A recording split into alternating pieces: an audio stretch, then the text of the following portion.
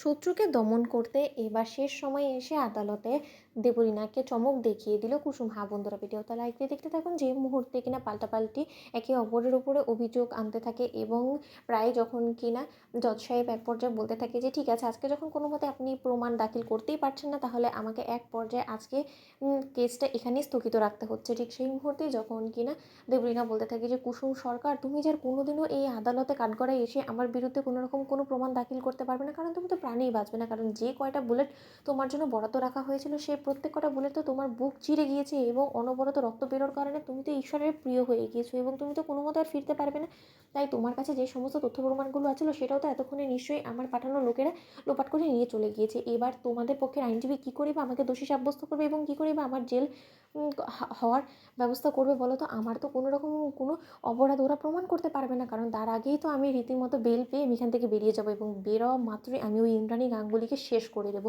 ঠিক সেই মুহূর্তে যখন কিনা এক পর্যায়ে জজ সাহেব বলতে থাকে যে this case is adjourn for today, ঠিক সেই মুহূর্তে এই কথাটা বলার আগেই যখন কিনা আয়ুষ বলতে থাকে যে দাঁড়ান মিলর, এখনও পর্যন্ত খেলা শেষ হয়নি, খেলা তো সবে মাত্র শুরু। ঠিক সেই মুহূর্তেই ইন্দ্রাণী গাঙ্গুলি যখন চমকে ওঠে এবং বলতে থাকে যেটা আয়ুষের আওয়াজ না, ওরা তো হসপিটালে যাওয়ার কথা কুসুমকে নিয়ে, কিন্তু হসপিটালে না গিয়ে এখানে কী করছে, কিছু তো আমার মাথায় ঢুকছে না। রাজ ঠিক সেই মুহূর্তে পেছন ফেরা মাত্র যখন কিনা আয়ুষদের পক্ষের অ্যাডভোকেট বলতে থাকে যে মিস্টার আয়ুষ্মান গাঙ্গুলি, আপনি কি কোনো মতে কুসুম সরকারকে এখানে প্রেজেন্ট করতে পারবেন? তাহলে এখন এই সমস্ত কথাবার্তা বলে তো কোনো রকম কোনো লাভ নেই। ঠিক সেই মুহূর্তে যখন কিনা দেবলীনার পক্ষের আইনজীবী বলতে থাকে যে মিলর, এটা শুধু শুধু খামাখা একটা সময় লস করার একটা ফন্দি ছাড়া কোনো কিছুই না। এই আদালতে যথেষ্ট পরিমাণে সময়ের মূল্য আছে এবং সেই মূল্যটা হয়তো বা তারা দিতে জানে না, কিন্তু আপনি তো জানেন। তাই আমি আপনাকে বলছি যে আপনি যত তাড়াতাড়ি সম্ভব আমার ক্লায়েন্টকে আপনি বেকসুর খালাস দিয়ে ওনাকে বেলের মাধ্যমে ওনাকে এই 4 দলের মধ্যে থেকে বের করার একটা ব্যবস্থা করে দিন। ঠিক সেই মুহূর্তে যখন কিনা কুসুম বলতে থাকে যে না মিলর্ড, এখনও পর্যন্ত খেলা শেষ হয়নি, খেলা তো সবে শুরু হয়েছে।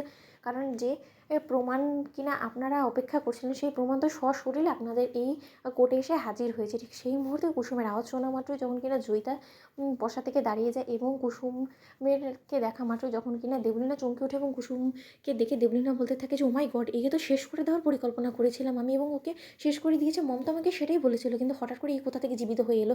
তার মানে কি আমার পাঠানো সেই লোকেরা নিজেদের কাজ ভালোভাবে করতে পারেনি? এটা কি করে হতে পারে? ঠিক সেই মুহূর্তে যখন কিনা আয়ুষের পক্ষের আইনজীবী বলতে থাকে যে কুসুম ম্যাডাম, আপনি বেঁচে আছেন, তাহলে আজকেই হবে হলো গিয়ে এই অপরাধে বিচার। ঠিক সেই মুহূর্তে যখন কিনা কুসুম কাঠঘরে গিয়ে দাঁড়ায় এবং কুসুম বলতে থাকে যে কি দেবলীনা ম্যাডাম, আপনি নিশ্চয়ই আমাকে দেখে চমকে উঠেছেন, আপনি নিশ্চয়ই বিশ্বাস করতে পারছেন না নিজের চোখে যে আমি এখনও জীবিত আছি।